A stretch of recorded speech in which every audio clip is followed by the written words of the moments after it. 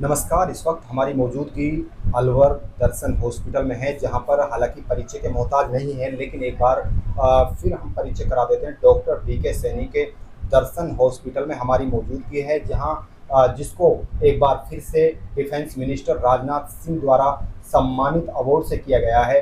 तो हम जानते हैं कि उसकी विशेषताएं हॉस्पिटल्स की क्या रही हैं, जिस वजह से उसको सम्मानित किया गया। बल्कि ऐसा एक बार नहीं है, कई बार सम्मानित किया जा चुका है। बाकी जो हॉस्पिटल्स हैं उनको अलग बनाती है जो दर्शन हॉस्पिटल है। ऐसी विशेषताएं क्या है, मूल मंत्र क्या है, सारे सवाल जवाबों के जो है हम उनसे जानेंगे। तो हमारे साथ डॉक्टर बी के सैनी, इसलिए हम उनसे बात करते हैं। जी डॉक्टर साहब, सबसे पहले तो आपको बहुत बहुत बधाई और शुभकामनाएं इस अवार्ड के लिए जो डिफेंस मिनिस्टर राजनाथ सिंह ने द्वारा आपको सम्मानित किया गया है।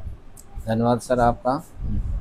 ये सम्मानित होने का मेन कारण मैं ये समझता हूँ कि हमने जो मरीजों की केयर की है, एक तो हमारा सबसे बड़ा फ़ायदा ये है कि हम मरीजों की जो जांच करता हूँ, जैसे मैं खुद एंडोस्कोपी कर लेता हूँ, सोनोग्राफी करता हूँ, मरीजों को टाइम देता हूँ, उससे संतुष्ट करता हूँ, सारी बात सुनता हूँ। फिर दूसरा, हमारा बेड चार्ज जैसे कम है, आज बता रही हूँ कि जनरल वार्ड का हमारा 2000 का ही बेड चार्ज है, बाकी 2500 रुपये बेड चार्ज चल रहा है सब जगह। फीस भी मैंने नहीं बढ़ाई, अभी 300 रुपये फीस चल रही है। तो सबसे बड़ा फैक्टर यही है कि हम, एक तो हमारा रेट भी ज़्यादा नहीं है, दूसरा मरीजों को सेटिस्फाई करते हैं, उनको टाइम देते हैं, सारी बात सुनते हैं। और ज़्यादातर जांच मैं खुद ही करता हूँ, क्लिनिक में बाहर भेजता हूँ ज़्यादातर। और हमारा जो स्टाफ है वो अच्छी तरह मरीजों को केयर करता है, मरीजों को वो भी सुनते हैं, साफ़ सफाई का भी ध्यान रखा जाता है पूरा। तो मेन कारण यही है कि हमें पिछली बार भी हमें अवार्ड मिला था FICB का पटना कॉन्फ्रेंस में। इससे पहले IMA स्टेट राजस्थान से भी हमें अवार्ड मिला था, लाइफ अचीवमेंट अकेडमी का अवार्ड मिला था। और अभी IMA हेडक्वार्टर से अभी ये अवार्ड जो हमें मिला है, ये एमिनेंट डॉक्टर पर्सनैलिटी का अवार्ड, जो कि अभी डिफेंस मिनिस्टर साहब ने दिया था। तो यही मेन कारण है हॉस्पिटलों का, क्योंकि हॉस्पिटलों में जो मरीज़ हैं उनको मेन तो ये है कि उनको टाइम दिया जाए, उनकी सारी बात सुने, समझाया जाए बीमारी के बारे में, उनको फ्यूचर में कि दोबारा नहीं हो, सब तरह की सावधानियां के बारे में बताया जाए। तो मरीज़ क्या है कि उससे खुश हो जाता है और वो सेटिस्फाई होता है कि डॉक्टर अच्छा है। बिल्कुल। आजकल सबसे बड़ी प्रॉब्लम ये है कि डॉक्टर जो है मरीजों को टाइम नहीं देते, एक उसकी पूरी बात भी सुनते नहीं, उससे पहले जाते जाँच लिख दी जाती है या दवा पकड़ा दी जाती है लिख, उसकी पहले पूरी बात सुनो। हम पूरा टाइम देते हैं मरीजों को, सेटिस्फाई करके भेजते हैं, तो हमसे मरीज़ सेटिस्फाई रहते हैं। और यही कारण मैं समझता हूँ कि हमें जो बार बार अवार्ड मिल रहा है वो इसीलिए हमको सम्मानित किया जा रहा है।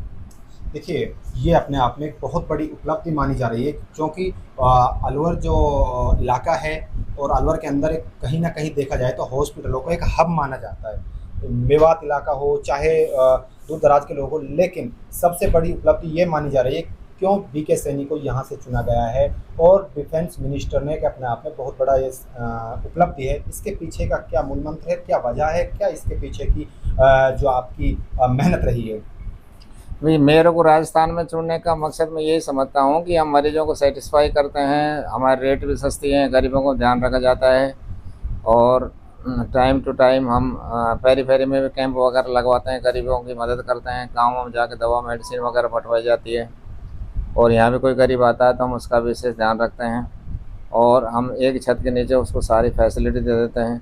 ज़्यादातर हम जांच के लिए इधर ज़्यादा जांच भी नहीं कराते, लिमिटेड जांच कराते हैं। मैंने एक सिस्टम बना रखा है, पहले जैसे एक सोनोग्राफी करा ली, सोनोग्राफी में यदि उसका काम नहीं हो रहा तो उसके बाद में मैं एंडोस्कोपी लिखता हूँ। तो ये नहीं कि एक साथ ही मैंने सब कुछ जाँच लिख दिया उसका। तो मेरे यहाँ सबसे बड़ा फैक्टर ये भी है कि मैं सोनोग्राफी जैसे पहले कर लिया, उसमें नॉर्मल आ रही है तो उसके बाद में मैं एंडोस्कोपी लिखता हूँ। तो सारी जाँच में एक साथ नहीं लिखता।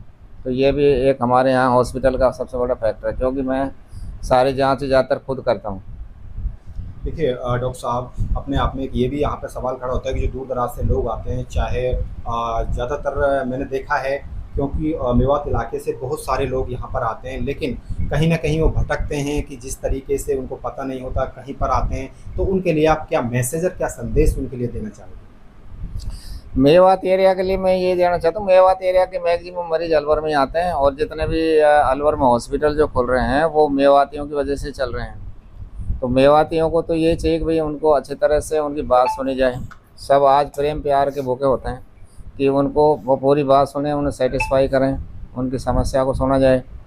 अब जो नहीं आ पा रहे हैं उनको या तो हमारे वहाँ तक पब्लिसिटी नहीं है, कोई मैसेज नहीं गया कि दर्शन हॉस्पिटल भी अलवर में है, तो नहीं आने का कारण तो मैं यही समझता हूँ कि या तो हम में कमी है कि हमने वहाँ तक पब्लिसिटी नहीं पहुँचाई, उनको मैसेज नहीं कन्वे किया कि भाई हम भी अलवर में दर्शन हॉस्पिटल लेके बैठे हैं, उसमें सारी सुविधाएं हैं। और पेट रोगों की तो हम विशेषतर हमारे पास सारे जांच हैं, एंडोस्कोपी वगैरह।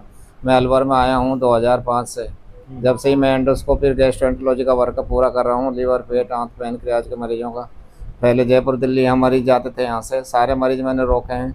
2005 से पहले सारे मरीज जयपुर दिल्ली रेफर होते थे, वो सारे मरीज में 2005 से अब तक जयपुर दिल्ली बहुत ही कम लोग जाते हैं, क्योंकि यहाँ एंडोस्कोपी का वर्क मैंने शुरू किया था। जैसे लीवर के मरीज हैं जिनको खून की उल्टियाँ होती थी, उनमें बैंड छल्ले वगैरह लगाए जाते थे। बच्चे छोटे छोटे कंचे, सिक्के, मीट, हड्डी निकल के आ जाते हैं, उनको निकालना। तो बहुत सारी प्रॉब्लम थी एंडोस्कोपी की, मैंने अलवर में आके सॉल्व की हैं। उससे पहले यहाँ के मरीज सारे रेफ़र होते थे। अब मेवात एरिया के तो मरीज वैसे ही अलवर में पहले से ही आ रहे हैं। बाकी ये जो फैसिलिटी लोगों को पता लगी एंडोस्कोपी की, तो वो दिल्ली, गुड़गांव जाते थे। वहाँ एंडोस्कोपी जो है 11,000 की होती है, यहाँ में हम 2,000 में ही कर रहे हैं। बहुत महंगा है गुड़गांव और दिल्ली। तो यहाँ एक तो है कि रेट भी बहुत सस्ती है, इसलिए मेवात एरिया के लोग ज़्यादातर अलवर में आना चाहते हैं। आखिरी सवाल, इस सबसे बड़ी जो विशेषताएं हैं इस हॉस्पिटल की, जो लोग अभी तक दर्शन हॉस्पिटल नहीं आए, क्या उनके लिए कहना चाहते हो कि वो यहाँ पर आएँ और किस बेसिस पे आएँ जो बाकी हॉस्पिटलों में नहीं है? और वो ऐसी मुख्य बातें बताइए कि बाकी जो हॉस्पिटल है उनसे जो दर्शन हॉस्पिटल है वो अलग बनाती है। भाई बाकी लोगों को मैं ये मैसेज कन्वे करना चाहता हूँ, जो अभी तक नहीं आए वो एक बार ज़रूर आएँ। और वो फिर कंपेयर तो खुद ही मरीजों को पता लग जाता है, क्योंकि वो हो नहीं सकता वो कहीं दूसरे हॉस्पिटल में नहीं गया हो। वो तो आने के बाद में ही पता लगेगा कि हमारे हॉस्पिटल में औरों में क्या डिफरेंस है, क्योंकि हर हॉस्पिटल का अलग अलग फंडा है, सबकी अलग अलग ट्रिक है कि वो क्या क्या फैसिलिटी प्रदान करता है, क्या क्या सुविधा मुहैया कराता है मरीजों को, कैसा बिहेव है, कैसे मरीज को टैकल करता है, क्या वो रेट रखता है अपनी। तो ये बहुत सारे फैक्टर हैं। तो मैं ये कहना चाहूँगा कि जो अभी तक नहीं आए हैं वो एक बार हमसे मिलें, कोई भी हमारे लायक सेवा हो, कभी बीमार हो तो एक बार सेवा का मौका दें। तो असली चीज़ तो जब ही पता लगेगी वो, जब तक एक बार हमारे पास नहीं आए।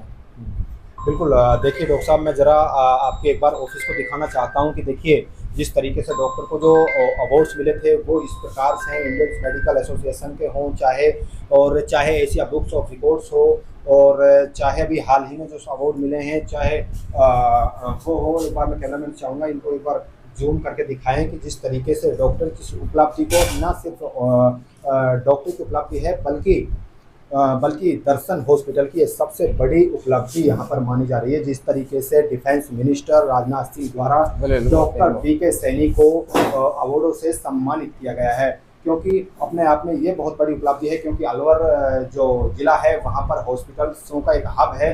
तो ये अपने आप में बहुत बड़ी उपलब्धि मानी जा रही है कि जिस तरीके से डॉक्टर बीके सैनी को डिफेंस मिनिस्टर द्वारा, राजनाथ सिंह द्वारा सम्मानित किया गया है। मैं कैमरा पर्सन के साथ तालीम, मेवात अपडेट, भरतपुर।